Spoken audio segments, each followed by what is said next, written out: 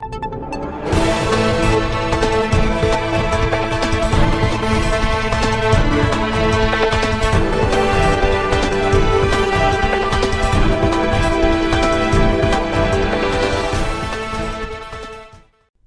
everyone, I hope you're all well and welcome to our weekly overview of the cryptocurrency market on behalf of Apex Signals. So once again, it's a week since we last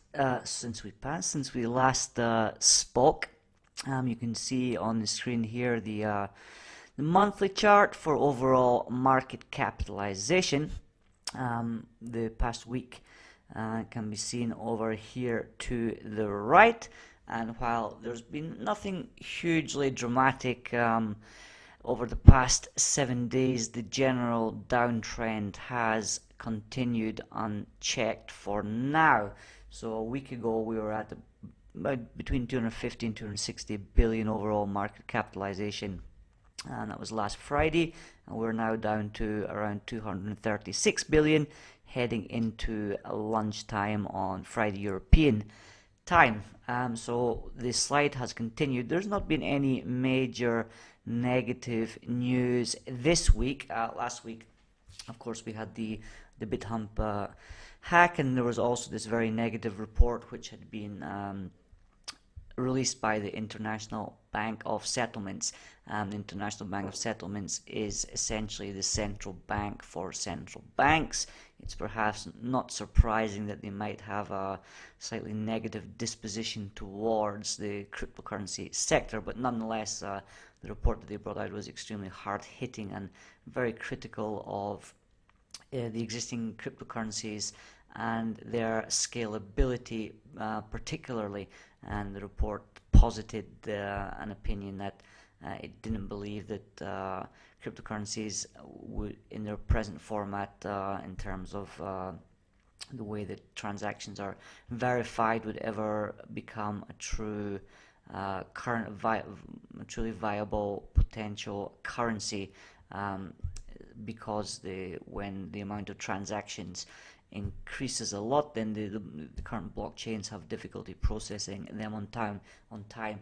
Now, of course, this is a well-known issue within the cryptocurrency market. It's not particularly news to anyone, but nonetheless, it did cause tremors in the market. This week, Vice, which is a ratings agency, now they rate different financial instruments from ETFs to individual stocks and so on, funds as well.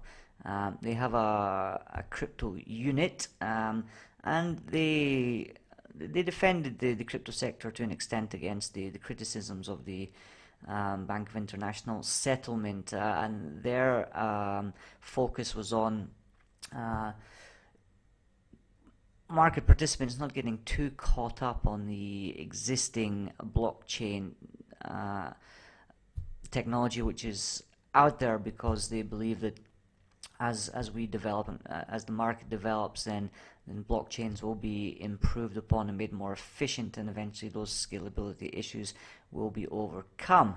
And another emphasis of this report by Vice was not to focus too much on Bitcoin either, because it's not the be-all and end-all of neither the current nor especially the future cryptocurrency market. So current technical issues, they believe, will be overcome as we move forward, and that's probably accurate. The skill and way that developers are able to solve roadblocks has been demonstrated time and time again, and I'm sure within this market as well that will be apparent moving forward. What else happened this week? Facebook, which had put a blanket ban on any cryptocurrency related advertising, has stepped back from that a little bit. They have now said that pre-approved advertisers will be able to market crypto related products and services via Facebook, so exchanges and so on, and other legitimate services within the crypto space will be able to apply for permission to market via Facebook, so that's positive.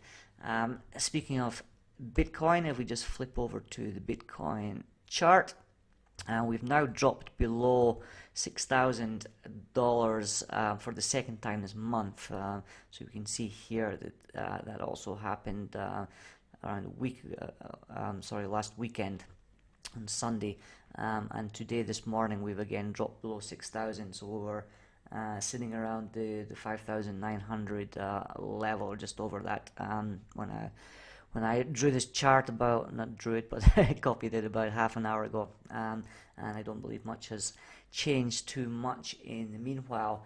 One of the more respected cryptocurrency traders and analysts is a chap named Roundup. I hope I've pronounced that correctly, but he is the host of a CNBC Africa show called Crypto Trader. He also owned a company within the crypto trading space, and he often has some interesting things to say. He is relatively bearish on Bitcoin at the moment.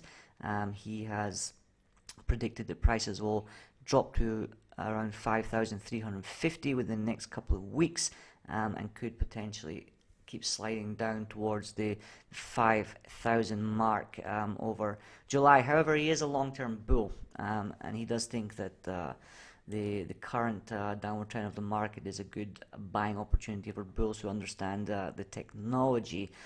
He has a couple of tips for his favored cryptocurrencies. One is Nail, which most of you will know who watch this regularly. I'm a fan of.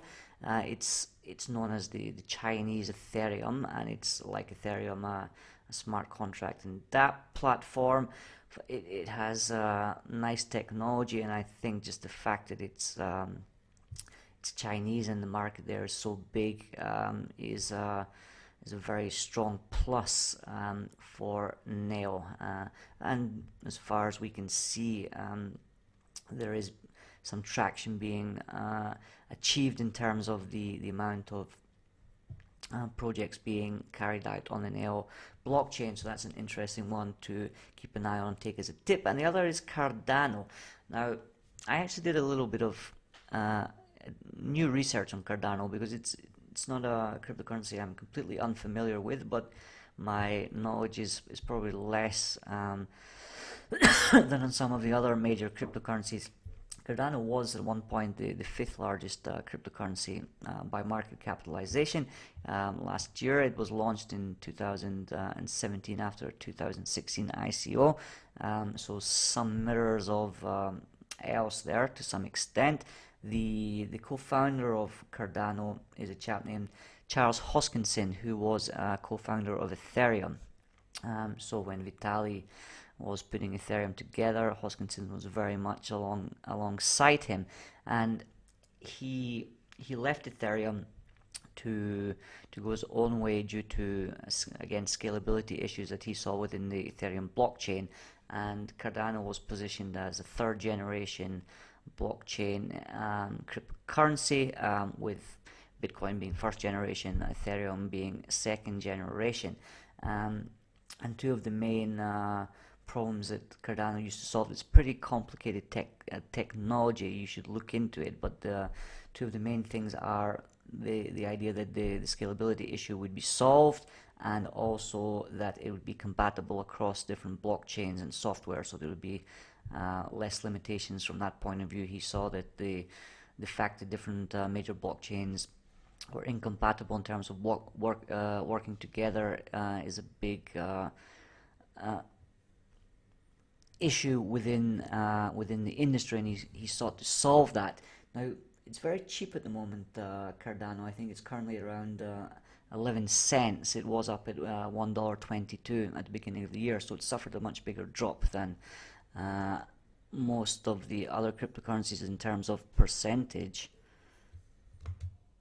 But Neonera thinks it's one of the most underrated blockchain protocols, so I'll personally be doing a bit more digging on Cardano. I don't currently own any of it, but what I've seen in the last couple of days has convinced me to have a closer look, and it's possibly one that I have missed, despite the fact that it's not exactly a hugely obscure cryptocurrency. Otherwise, this week, let's have a quick look at Ethereum and EOS. There's not really been any major cryptocurrency that's done well. We can say EOS is down to about $7.33 now, which is, sorry, I'm mixing up with yes. So let me start again.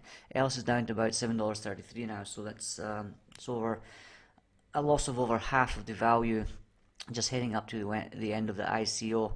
But again, I don't think too much can be read into this. There was obviously a bit of a push up in price towards the end of the ICO. That's since been affected by both the ICO coming to an end, so a little bit of drop in publicity, and also the general downtrend of the market.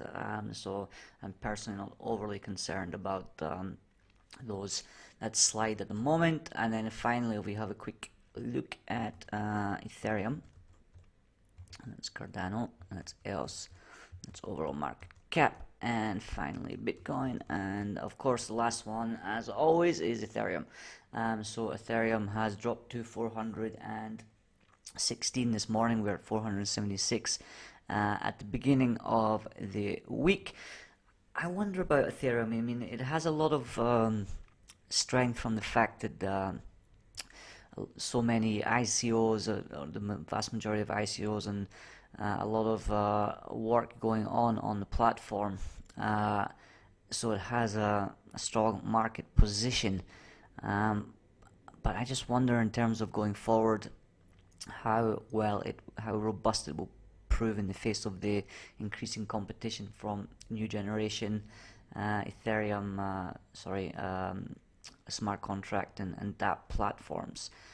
So I'm a little bit bearish on Ethereum at the moment. We'll see how things pan out over the next few months. I don't expect any major divergence immediately, but I just feel that as time goes on and the competition in this particular area hots up, might not be fantastic for Ethereum, but let's see how it goes. Okay, that's all we have time for today. I'm personally off to the seaside into a wedding. Hope you all have a good weekend as well. Prospective trading, and we'll speak again next week. Bye for now.